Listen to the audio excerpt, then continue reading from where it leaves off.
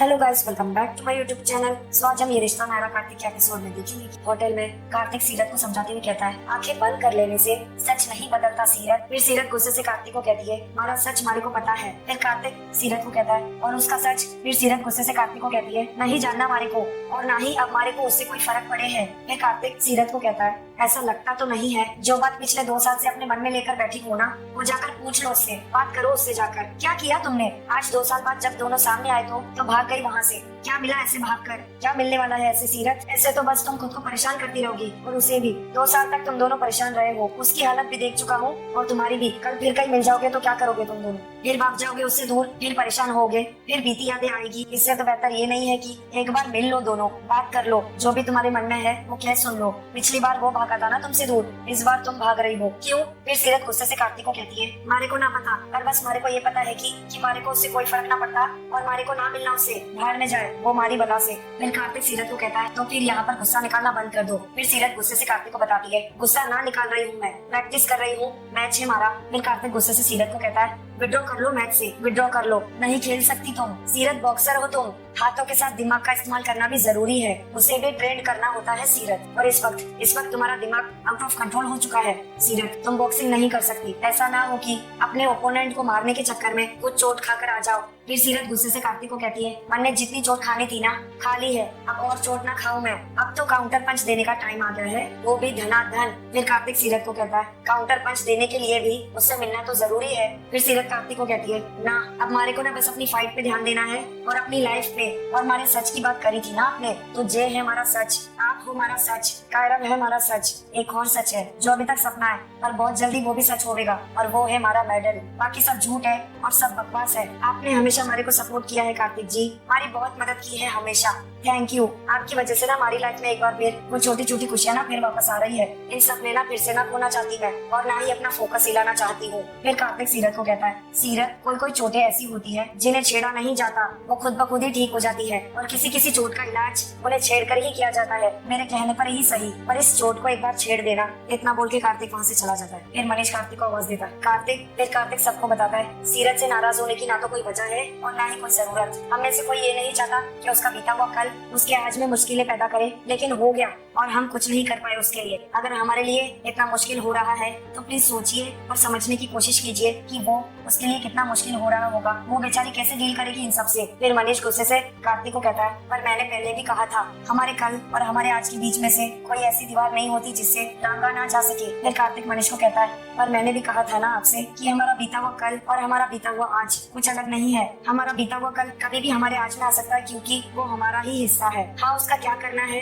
ये हम तय करेंगे। फिर मनीष कार्तिक से पूछता है, कहने का मतलब क्या है तुम्हारा? फिर कार्तिक मनीष को कहता है, मतलब ये है कि सीरत से ना अब कोई कुछ कहेगा और ना उसका फैसला लेने के बाद उसको जो भी तय करना है वो खुद तय करेगी। मैंने सिर्फ उसी पे छोड़ दिया है, ना कोई सवाल पूछेगा ना सलाह देगा। प्लीज मेरी इस बात की थोड़ी सी रिस्पेक्ट कर लीजिए। इतना बोल के कार्तिक गुस्से से वहाँ से चला जाता है। फिर स्वर्णा मनीष को समझाते हुए कहती है, सीरत ने खुद कहा है कि वो अब उस लड़के से प्यार नहीं करती मनीष जी, तो हम किस बात को लेकर इतना सोच रहे हैं? फिर रिया भड़काते हुए स्वर्णा को कहती है, यू आर राइट आंटी, वो कार्तिक जैसा इतना अच्छा लड़का छोड़ के क्यों जाएगी? आई मीन अगर प्यार है भी तो वो केयर्स, उसे कार्तिक जो दे सकता है वो तो नहीं दे सकता ना वो। I mean comfort, liberty, support. Kartik जैसे आगे पीछे घूमने वाला लड़का तो नहीं है वो। फिर इतने में कायरव कार्तिक को कहता, पापा हम लोग ना फैमिली पिक्चर्स का वेट कर रहे हैं, आप और सीरत दोनों साथ में आ जाओगे ना तो फिर वो कंप्लीट हो जाएगी। फिर कार्तिक कायरव को समझाते हुए कहता है, बेटा सीरत को थोड़ा वक्त चाहिए, फिर हम क्लिक करते हैं ना पिक्चर्स, तब तक हमें पता भी चल जाएगा कि फैमिली पिक्चर में कौन रहेगा और कौन नहीं, आप जाइए। फिर कार्तिक खुद से ही कहता है, सारे रिश्ते खत्म करना है या आगे बढ़ाना है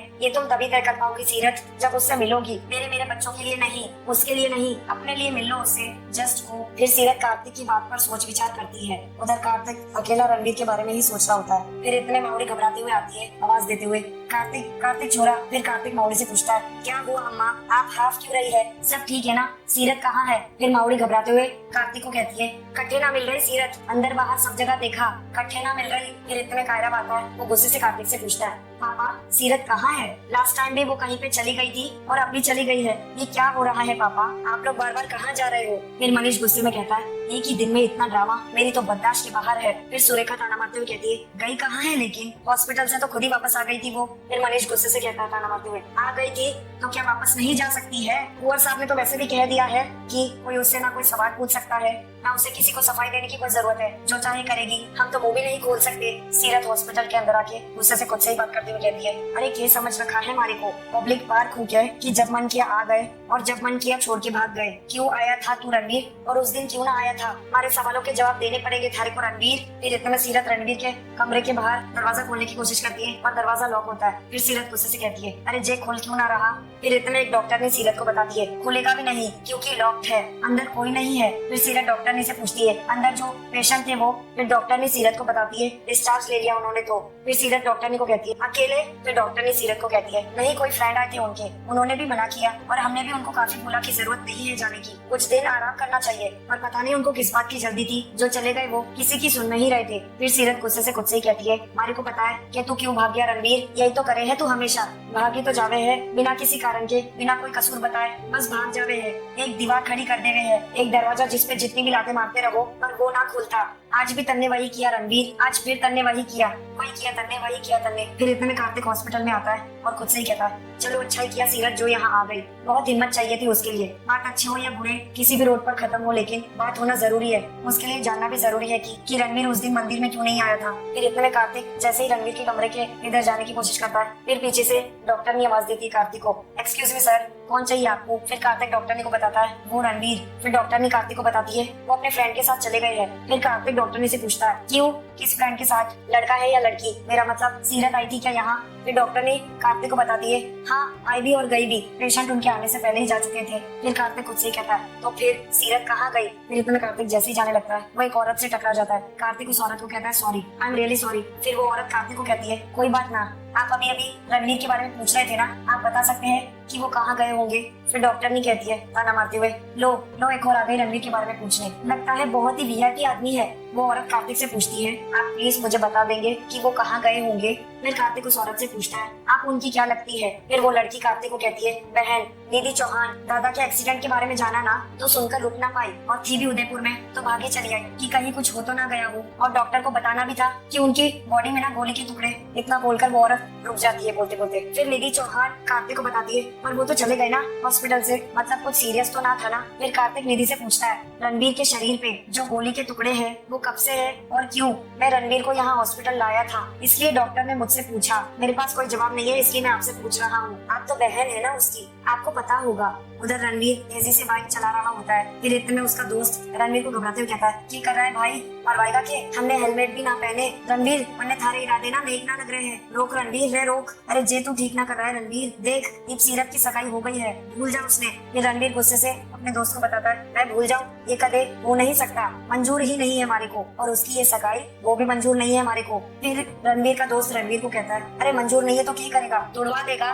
नहीं ना तो चल वापस, पागलपंती मत कर। उधर हॉस्पिटल में कार्तिक निधि से पूछता है, देखिए आई नो ये आसान नहीं होगा, please but if you don't mind. फिर निधि भावुक होकर कार्तिक को कहती है, जब भी मैं उस दिन को याद करती हूँ सबसे पहले इस बात का शुक्र मनाती हूँ कि दादा की जान बच गई, वरना वो उन्हें भी मार देते। फिर कार्तिक निधि से पूछता है, वो कौन लोग है ये, किसकी बात कर रही हैं आप? फिर निधि कार्तिक को कहती है, वो मैं आपको ना बता सकती। फिर कार्तिक निधि से पूछता है, ठीक है एग्जैक्टली क्या हुआ, आप ये तो बता सकती है ना? देखिए मैं जानता हूँ कि ये शायद आसान नहीं होगा आपके लिए, but please please trust me and don't hesitate. फिर निधि भावुक होकर कार्तिक को बताती है, रणवीर दादा सीरत नाम की एक लड़की से प्यार करते थे। फिर इतने में रोड पर रणवीर की बाइक खराब हो जाती है। फिर रणवीर का दोस्त रणवीर को कहता है, शुक्र है तन्ने मेरी ना सुनी, पर ऊपर वाले ने तो सुन ली और बाइक खराब हो गई। वो भी ना चाहता कि तू सीरत से जाके मिले, समझा भाई? तुम दोनों की भलाई ना इसी में है कि तुम दोनों ना मिलो। और सुन मेरी बात, मैं तेरे को बता रहा हूँ ये जो है ना। फिर इतने में रणवीर जीप के अंदर बैठकर चला जाता है। उधर सीरत गुस्से से खुद से ही कहती है, उधर मंदिर में इंतजार करती रही तो तू ना आया, आज यहाँ आई थारे से मिलने तो तू भाग गया।